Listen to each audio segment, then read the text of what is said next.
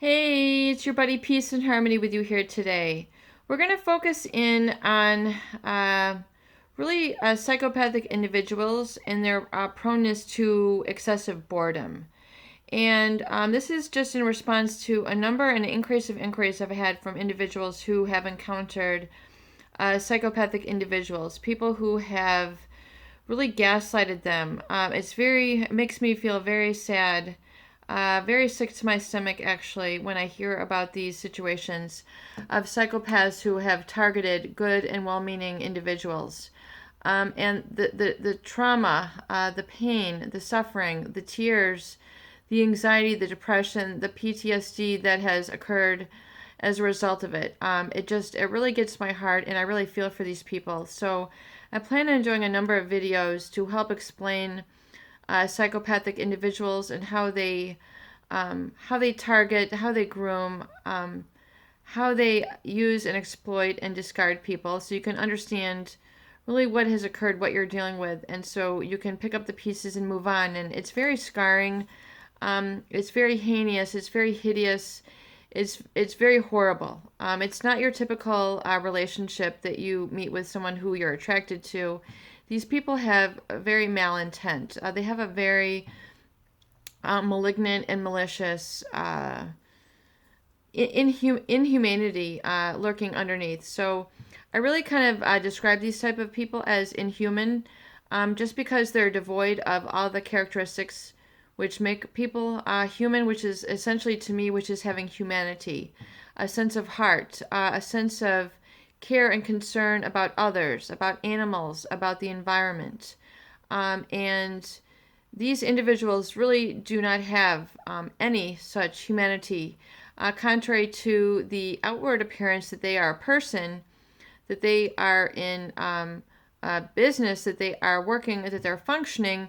They might not be violent criminals, but yet they are very destructive and harmful in nature, and that is their intent, is to hurt, maim, destroy, and lay others waste. So it really is a very lethal sort of individual. So if you've encountered this, I would encourage you to detach from them as soon as possible and go on with your life as soon as possible as well. But I want you to understand that these individuals have a proneness to extreme boredom because of their heightened level of dopamine in their system, in their brain, in their neurology, in their hardwiring, and an inactivity in the amygdala, which results, which is with emotional and impulse control.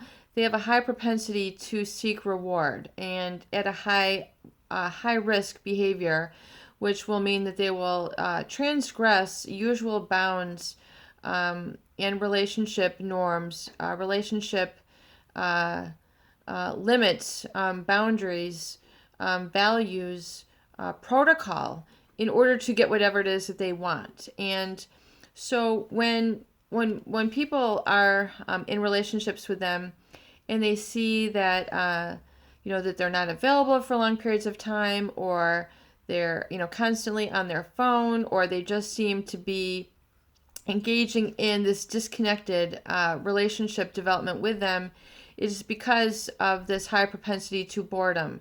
So they will hypersexualize others, meaning that they will overstimulate them sexually, which is not healthy. They will hypersexualize them in inappropriate areas, which means in public, in businesses, in front of family, in front of others.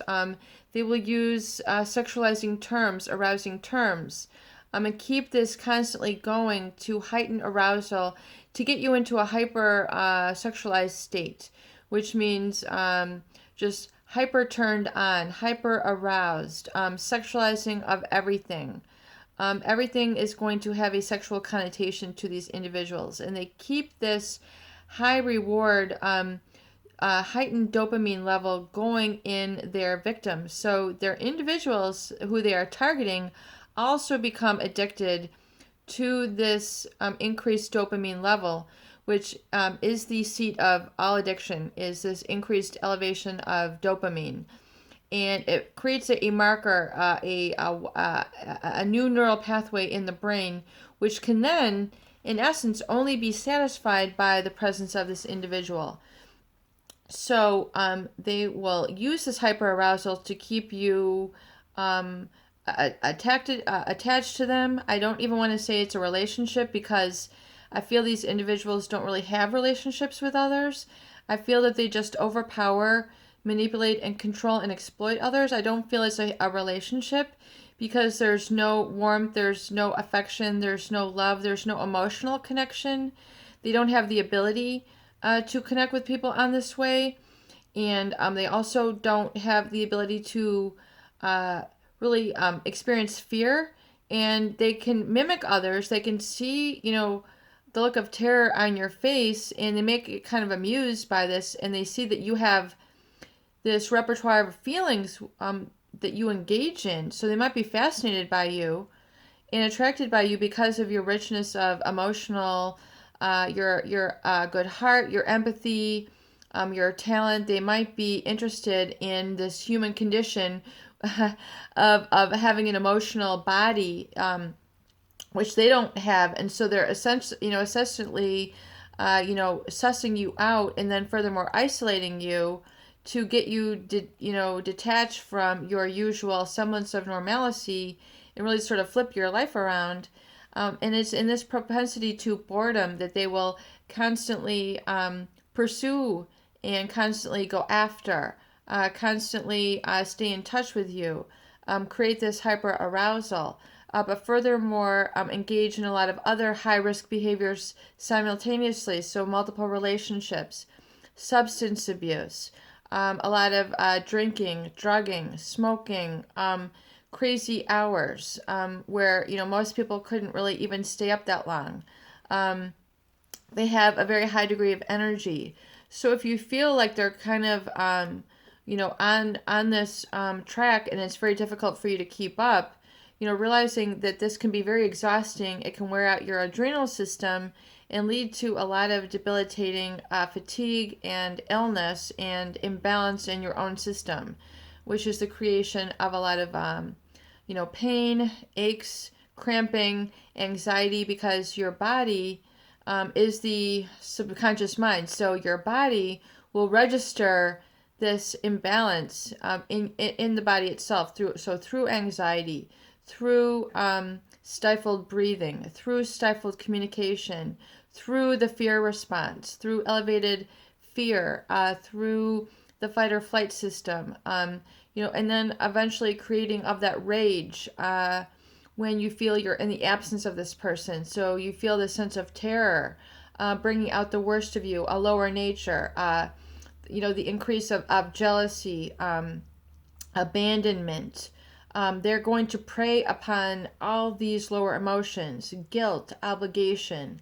They're going to prey on these in you and get you to basically have these explode in your life, because they are aware of the destructive nature of these emotions, and that seeing this result in you gives them a sense of satisfaction or accomplishment, which is very sick in nature. A lot of people have a very difficult time comprehending this, and I don't blame you. It makes me sick even to talk about it, and it makes me fearful for people who have been targeted. And it gives me heart, though, to let you know that there are people who have been in your situation, who have been through this terror and this feeling of kind of losing control, losing a sense of reality, disconnected from your values, your family, your general goals, and realize that this is just the aftermath of a toxic, manipulative individual. And this is essentially the script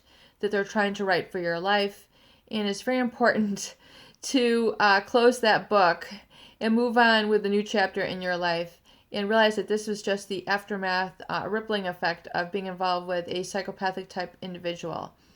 And I will be doing more videos to examine this in more depth, so you can get a better understanding of the whys, its impact, and then furthermore how to move to the other side of it.